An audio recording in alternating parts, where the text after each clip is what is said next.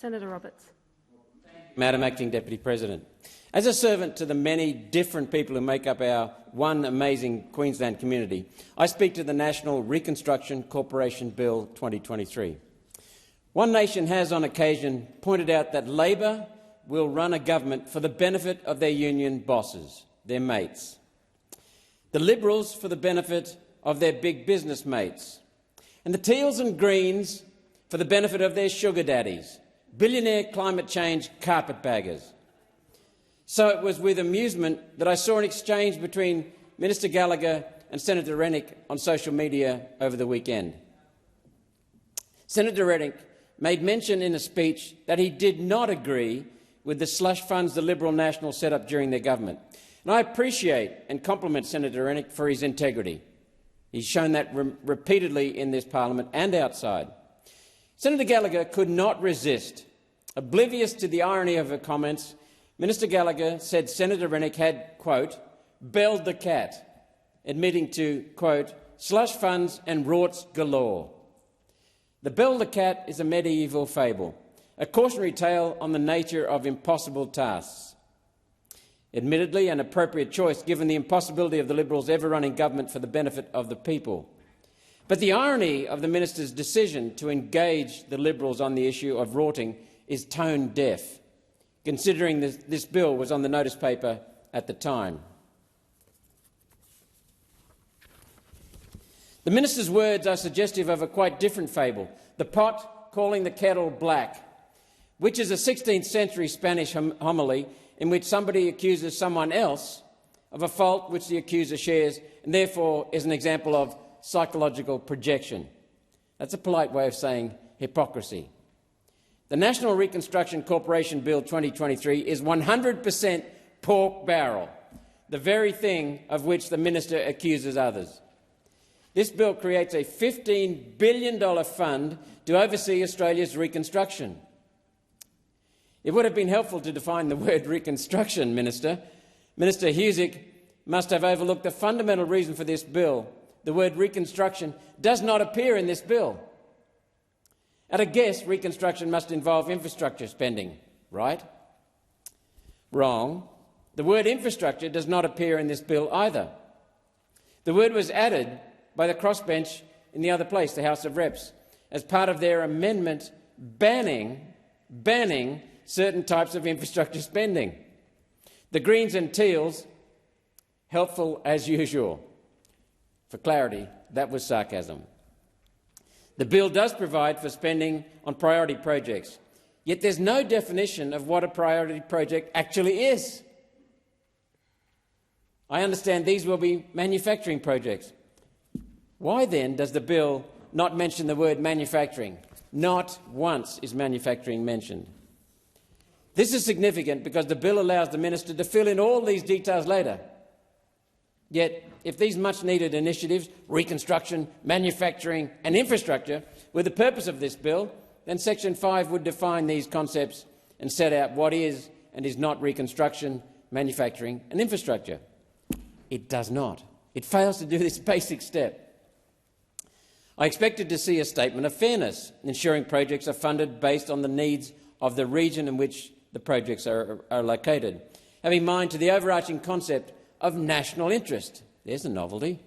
It doesn't do that either, which is not a novelty, because that's the way this parliament works. It's not in the parliament in the national interest. This bill does have a section on consultation requiring the corporation to consult with the Australian Banking Association. Minister Jones's best mates are the first ones on the list. What a surprise. The Australian Council of Superannuation Investors, the Australian Council of Trade Unions, the Australian Investment Council, the Industry Super Australia and the Law Council of Australia. What an odd list. If this was about infrastructure, the requirement would be to consult with Infrastructure Australia. Not there. If this was about manufacturing, then consult with Manufacturing Australia, or to drive manufacturing into a new era, one would consult with the Australian Advanced Manufacturing Council. No. Taking Australian industry into the emerging space industry offers the prospect of billions in new sales and high-paying breadwinner jobs. The Space Industry Association of Australia should have been on that list, was not. $15 billion in funding without once mentioning the fundamental purpose of the spending. $15 billion without once requiring consultation with the bodies that could help direct this spending to the national interest. No checks, no balances, no guidance to the minister, no guidance to the board of the corporation, no KPIs, key performance indicators, no measure of success, no measure of failure. Call this bill a blank cheque is an insult to blank cheques, and it's an insult to taxpayers who are spending this money. The Senate Economics Legislation Committee inquiry into the bill does cast some light on where this money will be spent. The inquiry heard from multiple witnesses advocating for spending the $15 billion on solar and wind energy boondoggles, more carpetbagging. Australia already has the Clean Energy Fund, spending $25 billion on unreliable, weather-dependent power take us back to before the Industrial Revolution.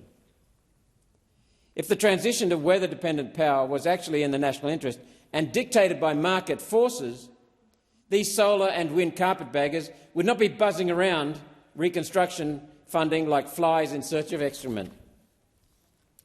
I foreshadow an amendment in the Committee of the Whole which requires the corporation cannot invest in an energy project that meets the criteria for funding by the Clean Energy Council.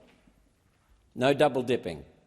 There is no justification for using this $15 billion of taxpayer money to make Australia's energy capacity worse. President, Madam Acting Deputy President, the title of the bill raises an important question. What exactly are we reconstructing from? Are we reconstructing from 3 years of ruinous COVID lockdowns and restrictions that gutted the economy, destroyed the economy? Are we reconstructing from a generation of ruinous net zero measures that have seen cheap, reliable, baseload power replaced with expensive and short-lived, materials-heavy wind and solar? Are we reconstructing from the exporting of Australia's manufacturing sector to China under the Hawke-Keating government, Labor government in the 80s? Indeed, discussion on the nuclear subs purchased last week shows former Prime Minister Keating has lost none of his loyalty to China. Are we reconstructing from a generation of oppressive development constraints provided across the range of government? Red tape from an out-of-control bureaucracy that demands more and more power with less and less oversight in the pursuit of a war against common sense, freedom and basic decency. On the green tape, designed to make rich, pampered inner-city lovies feel better about their own environmental footprint while destroying any chance the rural sector has for a profitable business. Or is it blue tape from the unelected, the mountain of unelected, unaccountable foreign bureaucrats spending a gospel of everyday Australians having less so predatory billionaires can own it all? It's Australians having less so that predatory billionaires can own it all. That's their ideological Bible. It is not the economy that needs reconstruction. It is the government that needs reconstruction. So here's One Nation's reconstruction plan. Just stop it. Stop it. Stop strangling the life out of the private sector. Stop strangling the life out of small business. Stop strangling the life out of families and taxpayers. Stop using taxpayers' money to pick winners and losers amongst new business ventures when that task should rightly be performed by the free market and by personal enterprise and initiative, leading to personal responsibility. Stop rewarding your mates in the solar and wind sector who have spent tens of millions of dollars earned from renewable solar and wind boondoggles to get pet parliamentarians elected, who now have seriously conflicted loyalties. Stop rewarding party donors with taxpayer money dressed up as reconstruction funding. Stop the cronyism. Australia is not and never will be a centrally planned economy. In fact, no economy will be centrally planned. They all collapse. We have $1 trillion deficit, and the Albanese government is throwing around $15 billion like it were monopoly money. It's time the government got out of the way of the private sector, personal enterprise, and let the profit motive and free enterprise competition decide what gets built and what does not. Let the customers decide. The National Reconstruction Fund Bill 2023 is last-century Soviet thinking, a product of the comrades deep in Trades Hall who do not seem to have noticed that the Soviet Union has fallen because it failed to maintain the standard of living of everyday Australians. Standards of living in Australia are decreasing. The reverse of what is happening to energy prices, and that is the cause, one of the many causes. This bill is ideological rubbish designed to reward businesses who promote joining union bosses. That is the sentence the minister will put in later. Madam Acting Deputy President, subject to amendments, One Nation opposes this bill. Thank you. Senator Grogan. Thank you.